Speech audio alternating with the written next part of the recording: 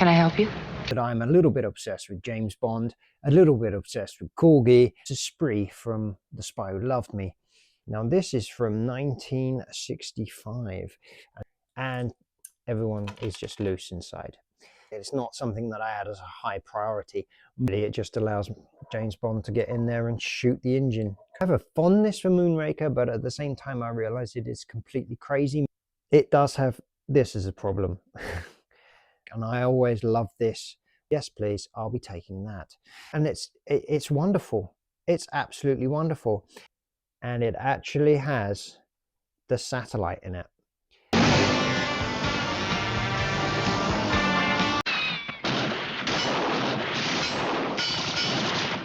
Bond.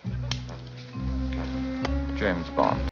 Hello there. So anyone who knows my channel knows that I'm a little bit obsessed with James Bond, a little bit obsessed with Corgi, and put the two things together. Yes, well, Corgi James Bond is really my thing. I have a special obsession with the Lotus Esprit from The Spy Who Loved Me. But there's no Lotus Esprits in this video, only what you see before you now on the tourney table thing. And what do you see before you upon the tourney table thing? Well, we have here a lovely statuette of the wonderful Roger Moore. My name is Bond, James Bond. We have here the space shuttle from Moonraker, this being Moonraker number 6. We have the Citroen 2CV from Your Eyes Only. We have the Aston Martin DB5 from Goldfinger. And obviously there at the back, we have the helicopter from Moonraker. So we will start with the oldest object on the tourney table thing, and that is the DB5, because it is a very special one and I am very happy to have picked this one up. So for now we're going to skip to the first James Bond, Sean Connery, and we'll come back to Mr. Roger Moore in a bit.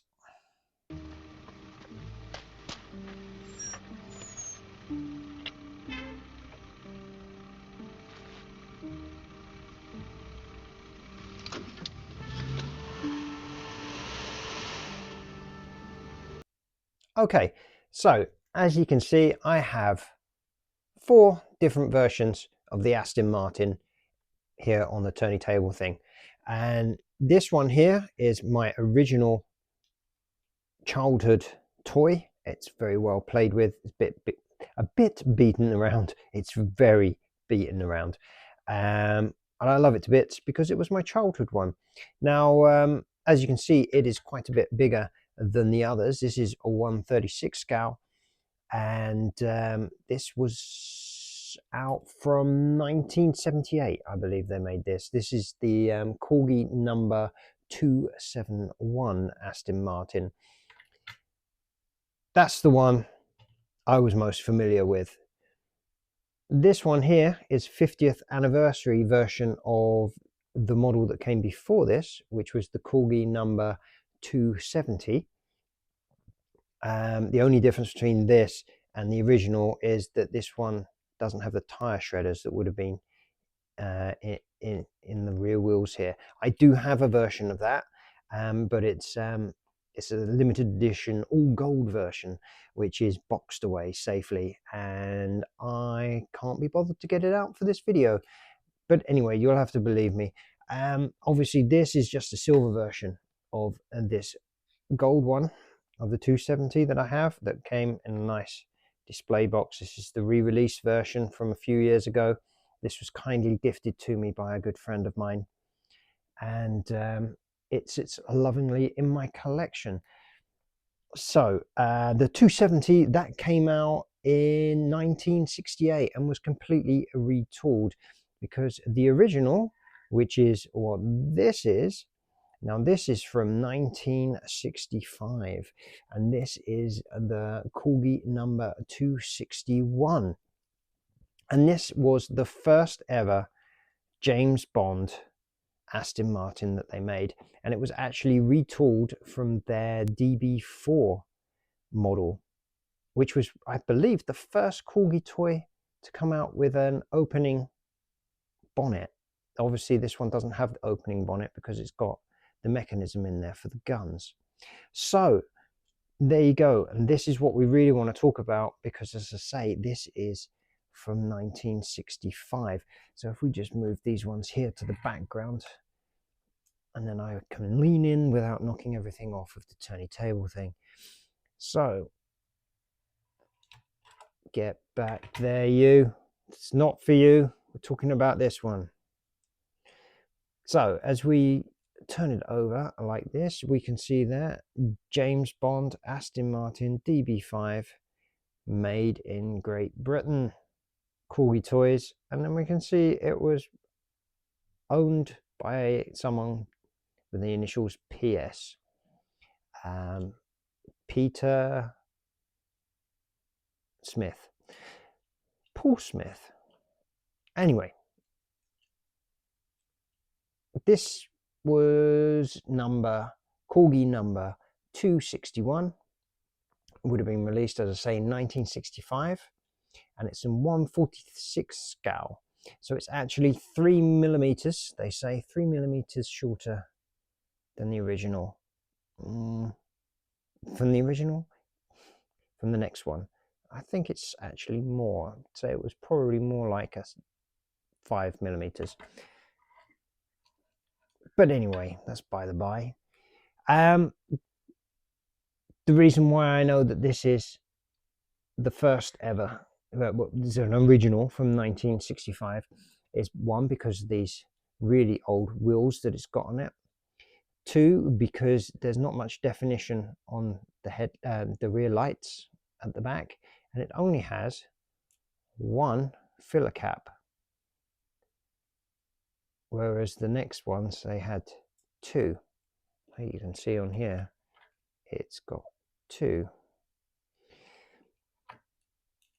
So it's really, really cool. It is a little bit battered, but what was great about this is instead of it costing me like hundreds of euros or whatever they're going for, I managed to pick this up for 15 euros, which is an absolute steal.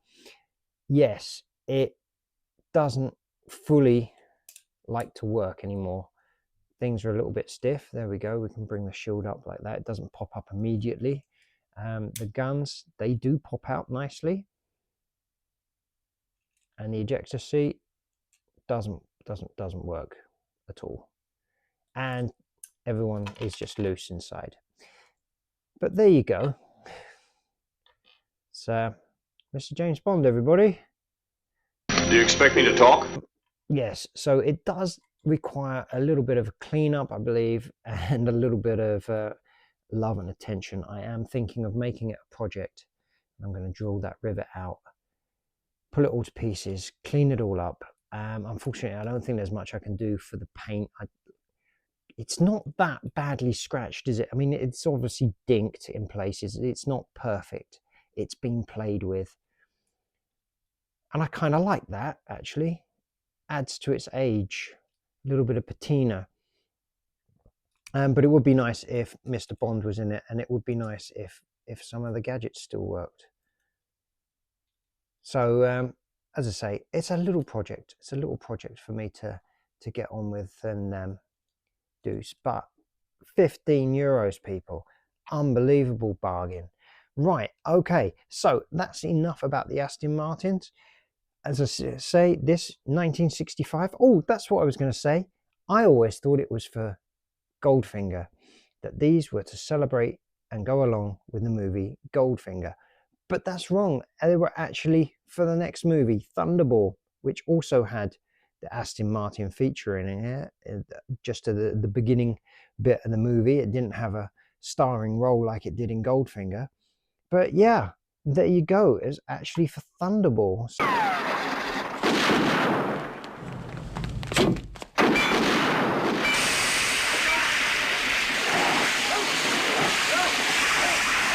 So whenever someone refers to it as the Goldfinger Aston Martin, you can correct them now. Yes, so that's nice and interesting, isn't it? So this 1965 number 261.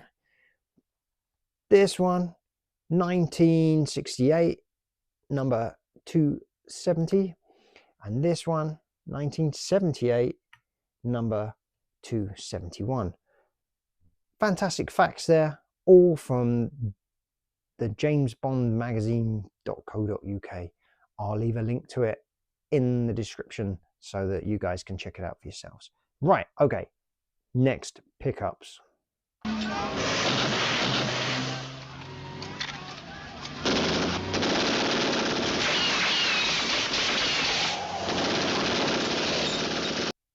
Now, the next one that I have here is from For Your Eyes Only, and it is the Citroen 2CV.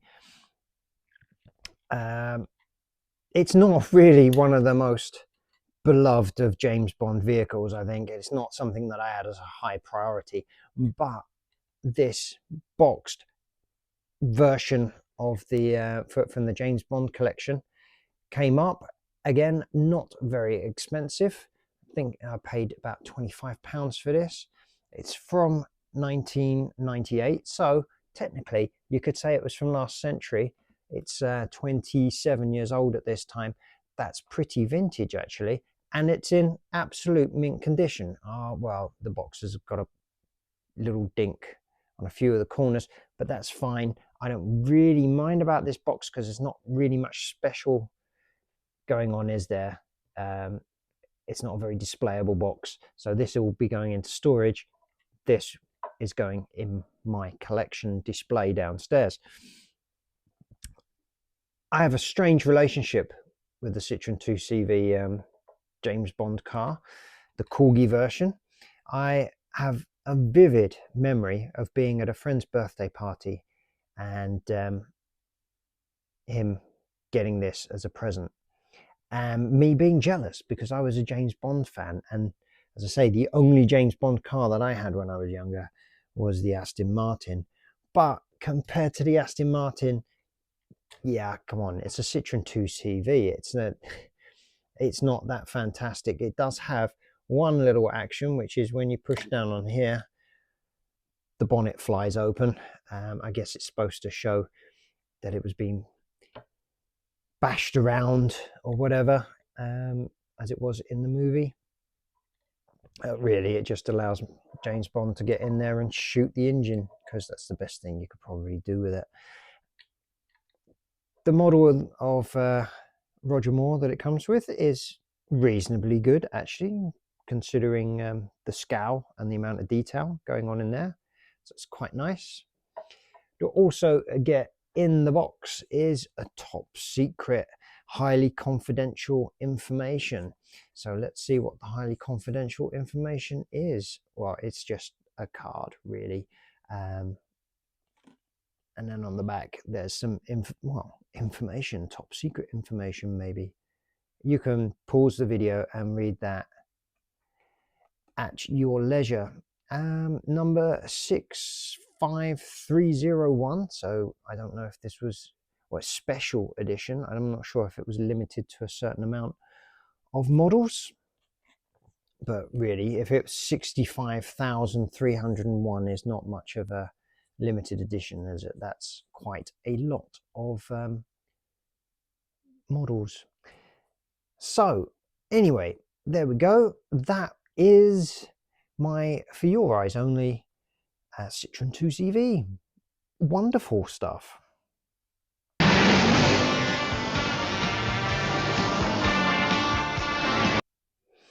And now we have some lovely Moonraker models. Now, Moonraker is a strange movie. I have a fondness for Moonraker, but at the same time I realize it is a completely crazy movie. Bond goes to space.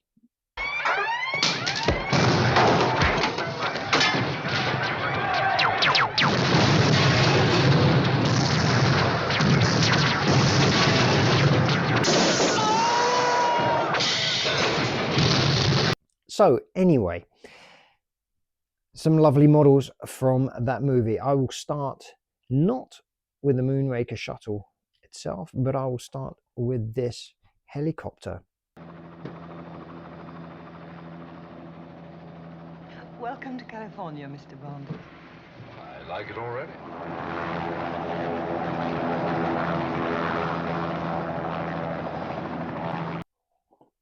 Now, I got this along with this from a wonderful shop in Herne Bay called Ram Collectibles. If you're ever in Herne Bay, I'd say check it out. It's a small shop, but it's an amazing amount of stuff that the guy's got in there, and he can do you a good deal if you're nice and kind to him. So I am going to open this up because that helicopter is loose in the box. Now, I was very happy to find this because it's not often that you find some of these Corgi things boxed and in okay condition. He says as he rips the box, trying to open it up, and there we go. Trying to be delicate with these things. And there it is. Now, it is not in perfect condition. We can see this. It is missing the two rockets that go in the front, but that's okay because they are exactly the same as the rockets that go in the Lotus. And I do have one or two of those, so and plenty of spare rockets. So I may put some rockets in it later. It does have this as a problem. The rotor is broken off,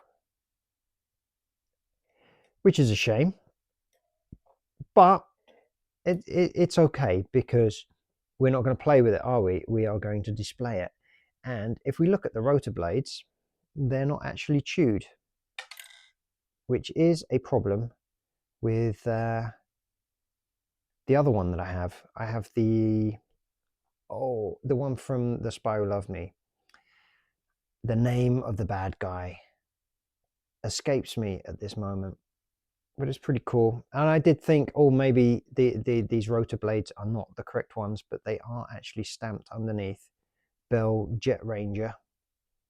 So, which obviously this is the Drax Jet Ranger, based on the Bell Jet Ranger, and it does say made in Great Britain there. So I'm going to say that these are the original propellers.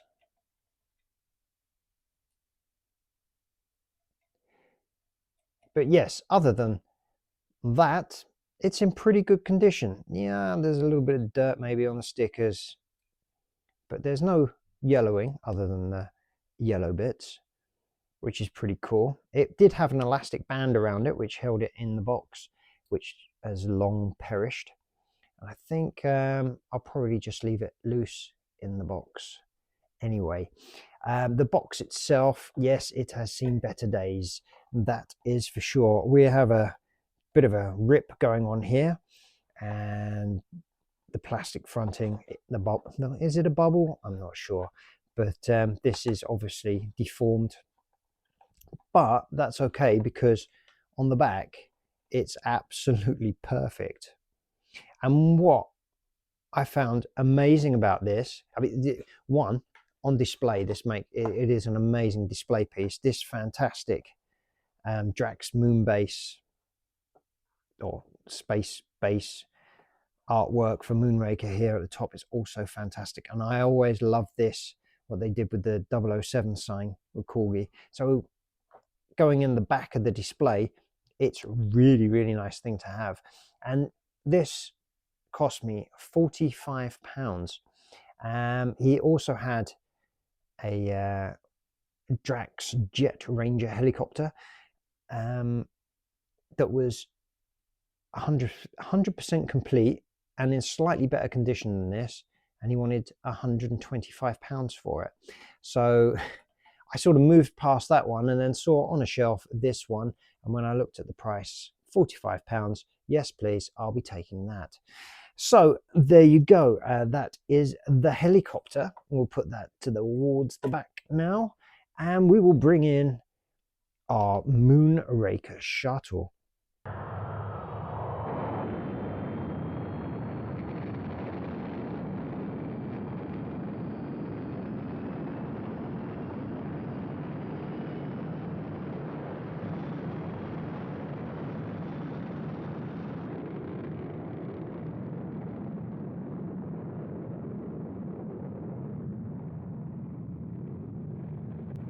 Now, as I say, also from Ram Collectibles, and I saw this on a shelf and noticed that it was in pretty good condition. Yeah, it's got a little bit of dirt on it. I will be cleaning this up later,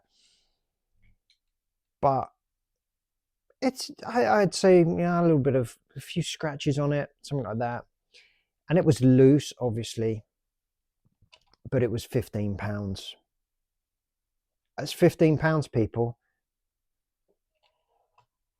and it's wonderful. It's absolutely wonderful.